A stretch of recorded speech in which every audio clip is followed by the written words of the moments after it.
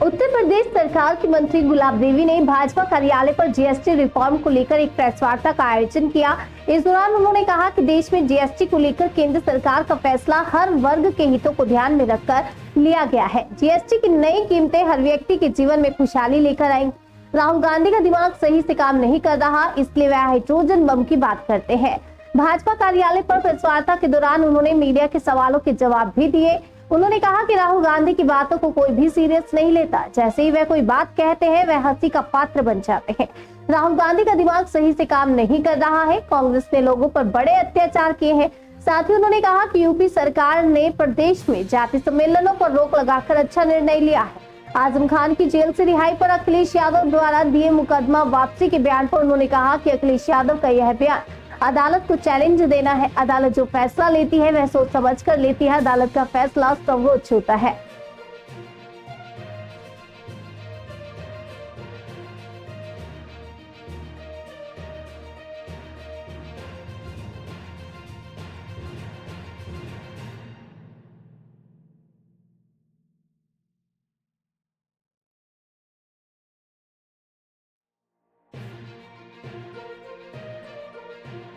तो एक अलग से है ही है। पूरे प्रदेश में किसी से भी, विरोधियों से भी यदि आप बात करेंगे तो वो भी मुस्कुरा के कह देंगे कि माननीय प्रधानमंत्री जी ने अच्छा किया है, क्योंकि विरोधियों का भी व्यापार चल रहा है, सभी के लिए लाभ मिला है। यहाँ कोई जाति धर्म वर्ग के आधार पर ये जीएसटी कम नहीं की गई है, सभी के लिए की गई है। जिस प्रकार से अनाज सबको मिल रहा है, चाहे किसी जाति का हो, किसी धर्म का हो, आयुष्मान कार्ड सबके लिए, उसका इलाज के लिए पैसा सबको मिल रहा है, चाहे किसी जाति और धर्म का हो। लेकिन विपक्ष के पास तो कुछ है ही नहीं कहने के लिए। वो तो जितना भी हमारी सरकार सहूलियत देगी, हमारे माननीय प्रधानमंत्री जितना भी जनता का भला करेंगे, तो उसे तो कहीं ना कहीं कमी निकालनी है, तो विपक्ष अपनी भूमिका अदा करता नहीं। ठीक है, हमारे नेताओं ने जो भी फैसला लिया है वो जनहित को लेके लिया होगा, क्योंकि जातिगत सम्मेलन से एक अंदर हिंसा की भावना भी आती है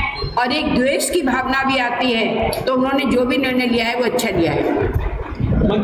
राहुल गांधी के, राजीव जी नहीं, राहुल गांधी के नाम पर लोग हंसते हैं। नाम लो तो लोगों के चेहरे पर मुस्कुराहट आ जाती है, क्योंकि उनकी बचकानी बातें हैं। उनका दिमाग अच्छी तरह से काम नहीं कर रहा है। कभी एटम बम की धमकी देते हैं, कभी हाइड्रोजन बम की धमकी देते हैं। इन धमकियों के अलावा उनके पास कुछ भी नहीं है।